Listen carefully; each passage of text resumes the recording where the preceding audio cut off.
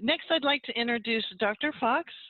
He is a professor at Cal Poly Pomona and is also the project lead or a project manager investigator for the Spadra Farm Healthy Soils project. So welcome, Dr. Fox. Thank you. Thank you. Can everybody hear me okay? Yes. Yes. Great. Yes, thanks for having me. It's good to be here. Good to be with all of you all remotely.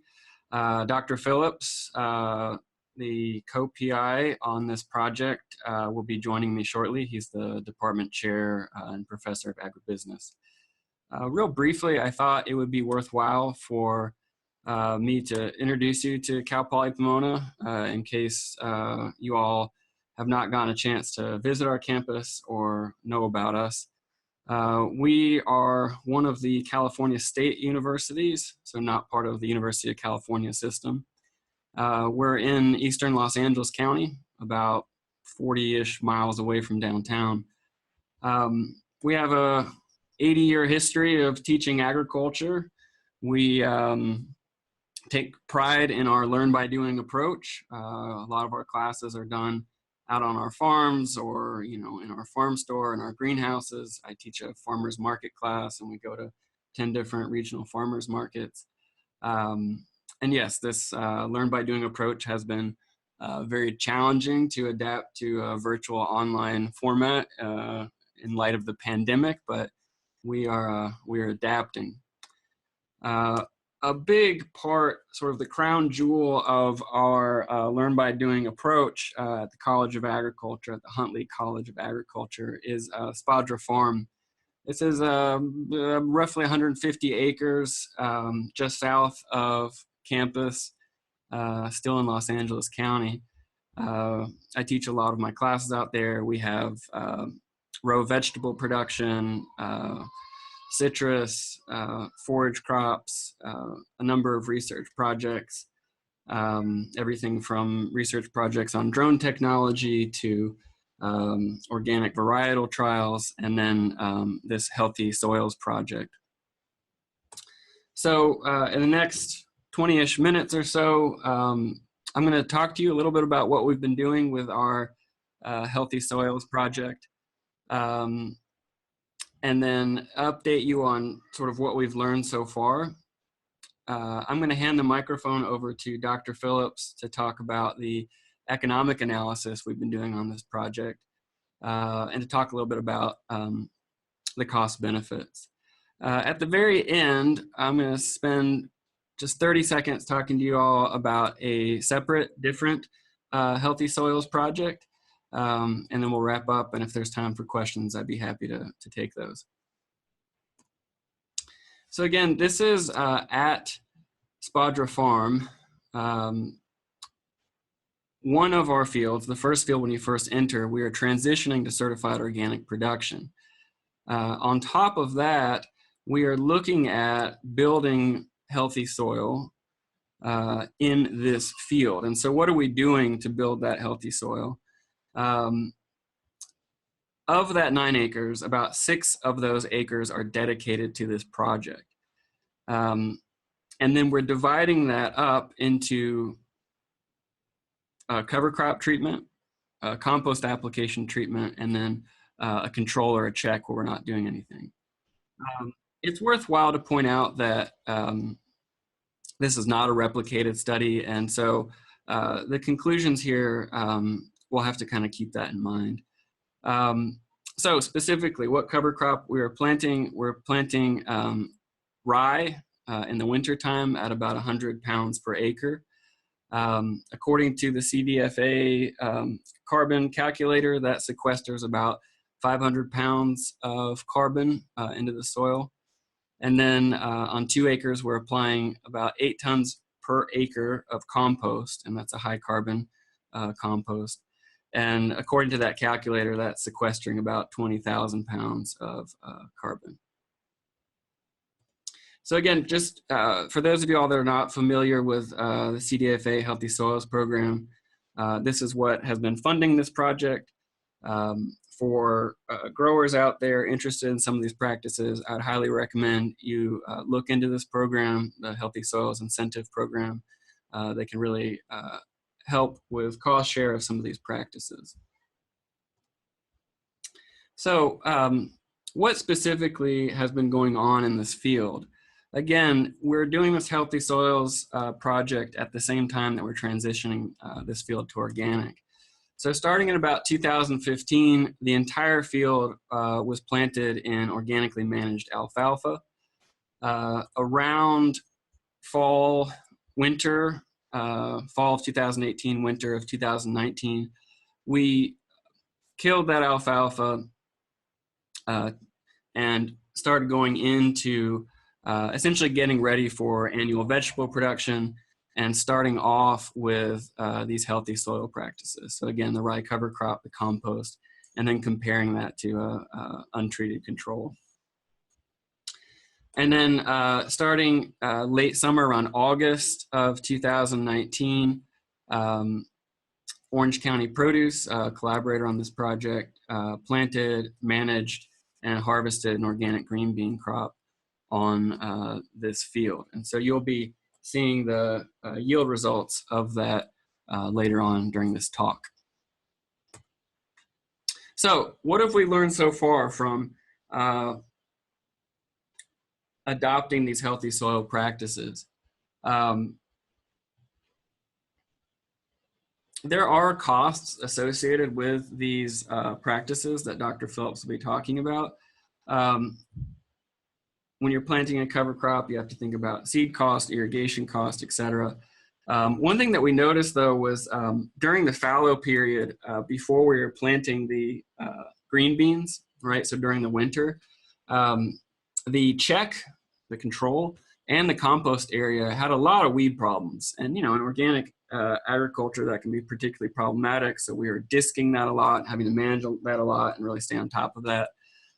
Whereas the rye cover crop, it just controlled weeds on its own, right? The heavy biomass, that big living cover crop, essentially shaded out all the weeds, and we didn't have weed problems there. Now, related to irrigation, we got kind of lucky, I will admit. The first year that we put the rye cover crop down, we just pre-irrigated once and then irrigated again about 10 days after planting, and then the rains took over from there. The second year, we actually planted later. We planted, in about first week of January.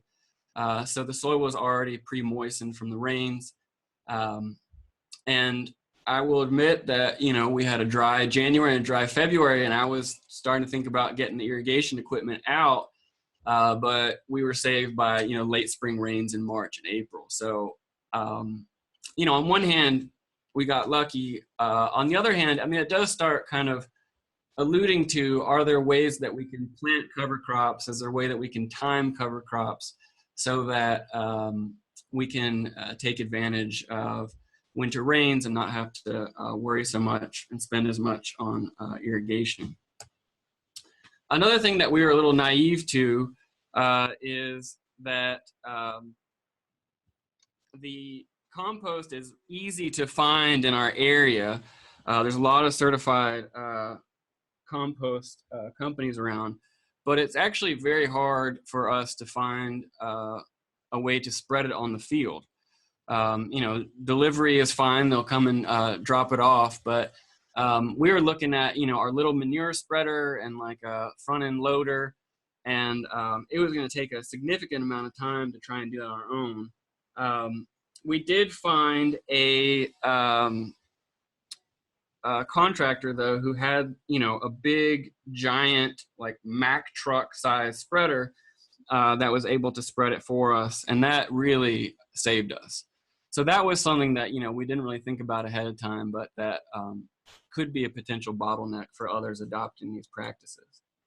And then the last thing we learned, when we talk about healthy soils and sequestering carbon and building up soil quality, these practices of applying compost and cover crops can be beneficial, but they may not make up for negative practices, right? Specifically tillage and soil disturbances. So we measured soil organic matter during the alfalfa, right, in late summer 2018, and then again a year later after we had removed the alfalfa.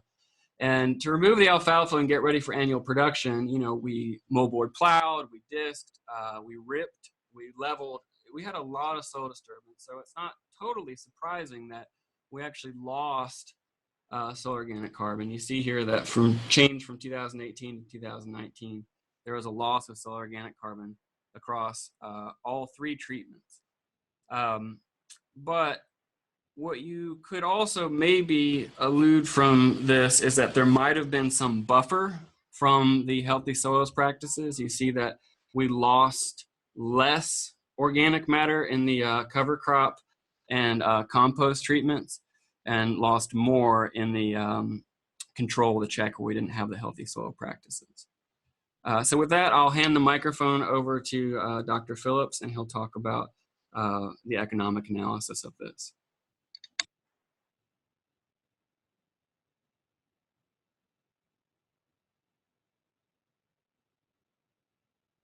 Okay, thank you, Dr. Fox. Thank you for the introduction and also inviting me to participate in this project.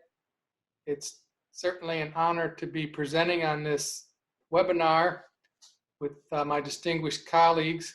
It's nice to find out what's going on at UC Merced, UC Santa Cruz, various counties, Imperial, Riverside, Santa Barbara, and so forth. At Cal Poly Pomona, we're actively seeking out collaborators, so hit us up at a later time if you're interested in that. With regard to costs and benefits, we're primarily, or on the two axes, we got output in terms of dollars, and we got quantity of the variable input. We're dealing with marginal analysis, so we're looking at the orange line rather than the average analysis.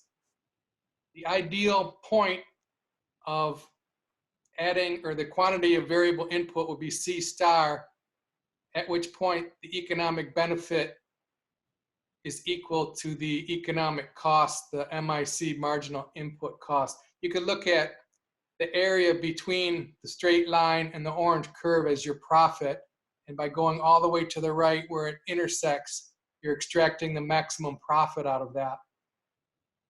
Next slide, please. So what we did on this project was collect the costs and yields from our Cal Poly Pomona farm, the Spadra farm that Dr. Fox described, from representatives of OC Produce who were implementing the growing of the crop. We were lucky to find some baseline studies from UC Davis. In particular, this one, Molinar, Yang, Klonsky, and Demora, was sample cost to produce green beans. This is conventional green beans, and it was in a different location. It was Central Valley as opposed to LA County. So we needed to adapt for the organic production practices, not to mention just practices are going to change over time, these 14 years. So as Dr. Fox mentioned, we had two treatments, compost application as well as cover crop planting and incorporating the cover crop into the soil, specifically rye cover crop. And then finally monitor market prices at the time of harvest to calculate the revenues. Next slide, please. So preliminary results on the costs. We had two costs for the rye cover crop. The cost of the seed of the cover crop, as well as planting it. There was another one that you have to read between the lines of another pass through of incorporating it into the soil. With regard to the compost application, there was purchasing the compost as well as spreading the compost. So next slide, please. With regard to the benefits, these are specified in terms of row, the pounds per row of the green bean, so the output. To the left, the yellow or orange bar is the check or control. The middle one, purple, is compost. Not much difference between those two. 2.5 pounds, not really significantly different. Whereas with the rye cover crop, there was a quite a large incremental positive benefit from in terms of the output, in terms of pounds per row, be 648 pounds minus 520 pounds, about 128 pounds per row. So it's very promising. And with that, I will give it back over to Dr. Fox to wrap it up. Thank you. Thank you, Dr. Phillips. So I'm going to switch gears for a quick second. I think this is relevant to everybody, so stick with me, please. But there's a separate project that I've been working on, Citizen Science Project. It's a collaboration between a local nonprofit called Planet Earth Observatory, us at Cal Poly Pomona, Huntington Botanical Gardens, and we're at 8 different urban farms and gardens. It's similar to what we're doing at Spadra. We're looking at the effects of a cover crop. This time it's a legume, fava bean. We're looking at how that impacts soil health. So we're doing a Solvita carbon respiration test. We're looking at percent organic matter. And then we're also looking at how that cover crop affects yield of a subsequent sweet corn crop. This project is ongoing. If you want more information about this or you want to be a potential site in the future, let me know. We're trying to expand this. But I wanted to point out our preliminary conclusions are that these in this project, in this urban farm citizen science project, the impact on soil health is limited. We're typically dealing with manufactured soils, potting soils, bought soils, so they're already pretty high in organic matter. However, the impact on public knowledge is tremendous. A part of this project is we're doing public outreach events at the LA County Fair, at the Cal Poly Pomona Pumpkin Festival, where like 100,000 people come. And we have my students and other volunteers out there just talking to folks about soil, about healthy soil practices, about why we should care about the soil, about why we should take care of the soil. And, you know, we talked to so many people. I had my students put out little signs that said, you know, depending on what language they spoke, you know, we'd be happy to talk to you about soil in Spanish and Cantonese and Mandarin. And we had so many people that were, you know, really excited about talking to us. So I think, you know, that was something that I really wanted to point out, is that an urban population may not seem like a place to talk about soil, but people are really interested and excited. All right, so in conclusion, there's a couple of challenges that I talked about with adopting these healthy soil practices. If y'all want to know more about it, you know, please send me an email. But we also were able to demonstrate some benefits of adopting these practices as well. I'm really interested in looking in tillage. I've been in Southern California for about 5 years now. Prior to that, I was at Michigan State University. A lot of my background is in the East Coast. And I'm really interested to see, you know, what are the obstacles to adopting reduced tillage here in California, especially in Southern California. And then, you know, looking at the single season, these results from this study, it looks that like rye does provide a number of benefits, and it might boost subsequent yields. But we do need to do some further studies. Again, this is not a non-replicated study. We also need to look at different seeding rates and different application rates to try and maybe reduce some of those costs that Dr. Phillips talked about. He and I were talking about seeding rates this morning, and you know, we had a pretty high seeding rate for the cover crop, and do we need to be putting that much seed out? And finally, it really is a tremendous opportunity for healthy soils projects in urban areas, primarily to garner public support for healthy soils, right? The California state government is putting a lot of resources into encouraging farmers to adopt healthy soil practices. And I think we're really going to need public support to continue those programs. So connecting with urban communities and connecting to urban communities in diverse languages is going to be really important. So with that, we will conclude. I'd like to acknowledge, of course, our CDFA Healthy Soils funding, which comes from California cap and trade dollars. We got additional funding from CAAS Environmental Champions Grant. Valerie Milano, who many of you all in San Diego County, of course, know, is a collaborator on this. A.G. Calamora as well as part of OC Produce. Rachel Searles or Ramiro Lobo from UC Cooperative Extension have been helping with outreach. We've also got USDA NRCS and the Inland Empire Resource Conservation District have been big supporters of this project. They've been coming out to our outreach events.